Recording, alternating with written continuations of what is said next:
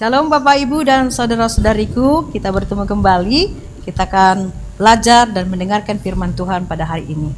Mari kita berdoa. Damai sejahtera Allah yang melampaui segala akal akan memelihara hati dan pikiranmu dalam Kristus Yesus Tuhan kita. Amin.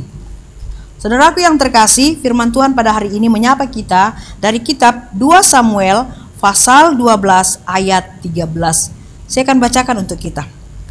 Lalu berkatalah Daud kepada Natan, "Aku sudah berdosa kepada Tuhan." Dan Natan berkata kepada Daud, "Tuhan telah menjauhkan dosamu itu. Engkau tidak akan mati." Demikian firman Tuhan. Nah, topik hari ini Bapak Ibu dan saudaraku adalah dikatakan Tuhan Maha Tahu. Tuhan Maha Tahu. Pada dasarnya Allah membenci dosa, dan Allah tidak menginginkan setiap orang itu berdosa. Dia menginginkan umat manusia yang Dia ciptakan harus hidup di dalam kesucian, hidup dengan arif bijaksana. Tuhan sangat membenci dosa, dan bahkan Tuhan tidak menginginkan kita jatuh ke dalam dosa. Itu hal yang harus kita ingat. Untuk itu di dalam cerita ini kita lihat dan pastikan bagaimana luar biasanya Tuhan menegur Daud, Raja Daud pada saat itu melalui Nabi Natan. Dia berbicara kepada Nabi Natan supaya dia bekerja melayani Raja Daud untuk menegur setiap perbuatan rancangan dosa yang telah ia lakukan. Allah memakai Natan, Nabi Natan, untuk menegur dosa yang telah dilakukan Daud. Apa yang dilakukan Daud? Yaitu dia merencanakan dosa zina terhadap Betseba, istri dari Uria yang sangat cantik jelita.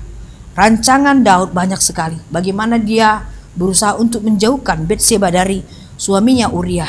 Dan setelah Uria pergi, lalu dia berzina dengan istri orang lain atau istri Uria yang bernama Betseba.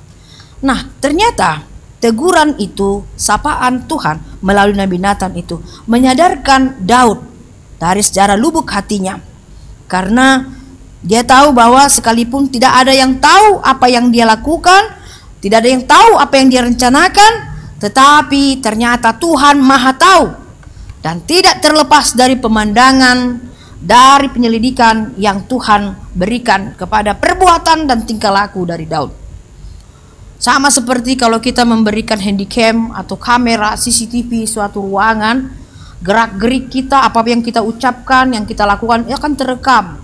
Dan setelah itu, setelah gerak-gerik kita ada di ruangan itu, lalu direkam dan bisa kembali diulang. Apa yang kita katakan, ucapkan, lakukan, semua itu akan terekam.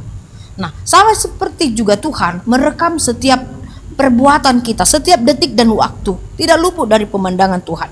Bahkan mungkin lebih canggih dari handycam, kamera, atau CCTV yang kita miliki di dunia ini. Tuhan sangat tahu, begitu cerdik, licik, dan terencananya perbuatan Raja Daud pada saat itu. Dan terdeteksi dan tercium kepada Tuhan sebelum dia lakukan, bahkan di dalam dia melakukan, bahkan setelah dia lakukan. Tuhan Maha Tahu, melihat, merekam semua apa yang dilakukan oleh Raja Daud. Dosa yang dia lakukannya terhadap Allah, dosa zina yang dia lakukan itu kepada Betseba, dan pengkhianatan yang mereka lakukan di hadapan Uria. Tuhan buka semuanya lembar demi lembar. Untuk itu Natan sebagai nabi menegur Daud, mengatakan bahwa Tuhan tahu apa yang sudah kamu perbuat. Untuk itu dia ditegur, dinasehati dengan keras dan cukup keras. Dan ternyata Daud sebagai raja, walaupun dia sebagai raja, ini kita lihat hal positifnya. Walaupun dia seorang pemimpin, seorang pejuang, seorang laskar, dan seorang raja di tengah-tengah bangsa Israel, dia menerima teguran itu. Dia menerima, dan dia tidak mengelak, tidak membantah, tidak memiliki alasan yang lain. Dia hanya tunduk dan menyadari dan tahu. Ternyata dia tersadar bahwa Tuhan tahu ternyata melalui Nabi Natan. Dan dia menerima teguran dari Tuhan dan mengakui kesalahan atau dosa yang dia lakukan. Dia bersembah sujud kepada Tuhan. Dia menangis. Dia mohon ampun kepada Tuhan. Inilah sikap positif dari Raja Daud. Dia sadar apa yang dia lakukan. Dia paham apa yang dia lakukan. Dia tahu itu salah. Tapi dia tersungkur mohon ampun kepada Tuhan. Dan dia tidak takut kehilangan popularitasnya, dia tidak takut kepada kehilangan pendukungnya, jabatannya, dan dia mengakui kesalahannya di hadapan Tuhan karena dia lebih takut kepada Tuhan. Nah, inilah yang kita lihat, kita belajar dengan kejadian peristiwa yang dialami oleh Raja Daud. Bagaimana kita belajar dari kerendahan hati seorang raja, seorang manusia, seorang laki-laki yang begitu dia rendah hati. Dia tidak takut kehilangan kemahakuasaannya di dalam ketika dia seorang raja, tetapi dia tunduk tersungkur di hadapan Tuhan, dan dia menyadari dan dia mau bertobat. Dia tidak akan mau melakukan itu lagi, dan dia meninggalkan dosa yang dia lakukan itu dan kembali karena Tuhan Allah kasih dia the second life, kehidupan kedua, untuk merubah itu semua dan tidak mau lagi di dalam kehidupan perbuatan dosa zina itu. Saudaraku yang terkasih, marilah kita belajar dari Daud yang rendah hati, mengaku dosanya, apa yang dia lakukan, dan tidak melawan teguran. Dia tidak melawan hukuman, bahkan dia pasrah sempurna di hadapan Tuhan dan memohon supaya dia dipulihkan, supaya dia diampuni, supaya dia berikan waktu dan kesempatan untuk membaikkan dirinya lagi, memohon ampun di hadapan rakyat yang dia pimpin dan di hadapan Tuhan. Ini adalah reaksi yang sangat baik di hadapan Tuhan. Ya, inilah reaksi yang positif di hadapan Tuhan, dan Tuhan menunggu kita setiap saat, setiap hari untuk kita datang kepada Tuhan, tersungkur, memohon ampun dari segala perbuatan yang kita lakukan. Dosa apapun saudaraku yang kita lakukan, dosa yang tersimpan dalam hati, dosa yang masih ada di pikiran kita, dosa yang kita rencanakan, dosa yang sudah kita lakukan, masa lalu kita, masa saat ini, janganlah jadi penghalang untuk menuju masa yang akan datang. Tuhan hadir setiap hari, lebih dari 24 jam. Dia menunggu kita untuk mengaku dosa kita dan memohon ampun. Berjanjilah tidak akan mengulangi kesalahan yang sama. Amin. Kita berdoa. Terima kasih Tuhan Yesus buat firman-Mu yang sudah kami dengar, kami terima, kami pelajari, dan akan kami lakukan. Karena memang benar, Tuhan tidak menginginkan kami hidup di dalam dosa. Tuhan tidak menginginkan kami jatuh dalam keberdosaan, karena sangat berat hukuman yang Engkau sediakan bagi setiap orang pelanggar kejahatan.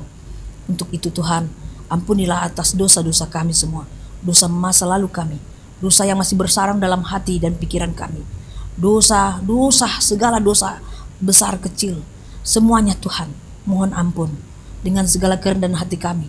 Berkati, ampuni kami Tuhan semuanya, umat-Mu yang percaya ini, supaya kami bisa hidup dalam kemerdekaan, lepas dari dosa itu. Karena dosa itu Tuhan menghalang rencana baik kami, menghalang tujuan hidup kami, dan dosa juga penghalang kami untuk berseru kepada Tuhan, dan menghalang berkat-berkat yang Tuhan akan tambahkan kepada kami. Berkenanlah Engkau Tuhan mengampuni semua jemaat-Mu, memberkati semua orang pelaku kejahatan.